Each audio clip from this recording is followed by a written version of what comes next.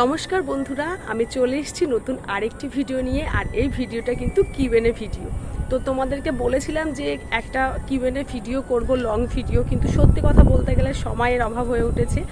আর camera ধরে দেওয়ার জন্য আমি বাড়িতে যেতে পারছি না, যে আমার ভাই আমার একটু ক্যামেরাটা ধরে দেবে, ওই জন্য লং ভিডিও করব। তো আমি শর্ট ভিডিওতেই তোমাদের কিউএনএ প্রশ্নগুলো একটা একটা করে বলে দেবো।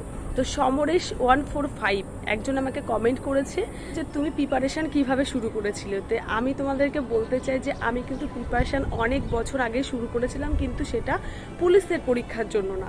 কারণ আমি তখনও কম্পিটিটিভ এক্সামের জন্য পড়াশুনো করতাম, এই জন্য আমার কিন্তু পুলিশের পরীক্ষার জন্য চাপটা কমই ছিল।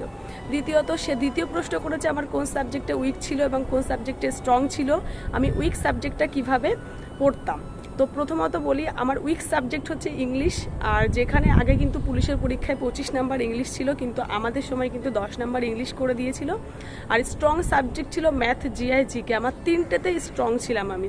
আমার এমন মনে হয়েছে, অনেকে আমাকে বলেছিল ম্যাথ জিআই করলেই হয়তো আমি পাশ করে যাব, কিন্তু আমার কাছে কথা ছিল আমি জিকেও পড়বো।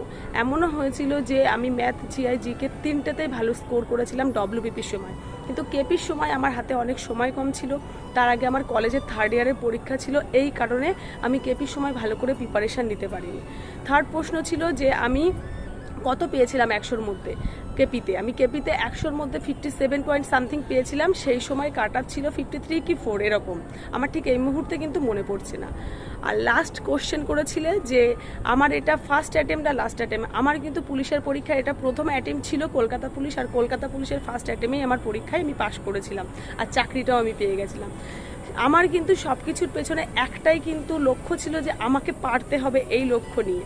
আরও একটা প্রশ্ন বোধহয় করেছো যে আমি মাঠ কবে থেকে প্র্যাকটিস করতাম। আমি মাঠ কিন্তু অনেক দিন আগে থেকে প্র্যাকটিস করতাম, আর যেহেতু ছোটোর থেকে মাঠে খাটা অভ্যাস, সবজি নিয়ে আসতে যাওয়া, মাঠে সবজি তুলতে যাওয়া, ওই জন্য আমার মধ্যে দৌড়ানোর শক্তি আগে থেকেই বেশিরভাগটা ছিল।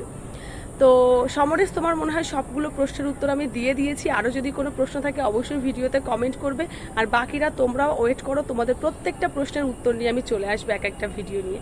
তো আজকের মতো ভিডিওটি এখানেই শেষ করছি, দেখা হবে আবার নতুন একটি ভিডিও নিয়ে। আজকের মতো সবাইকে টাটা।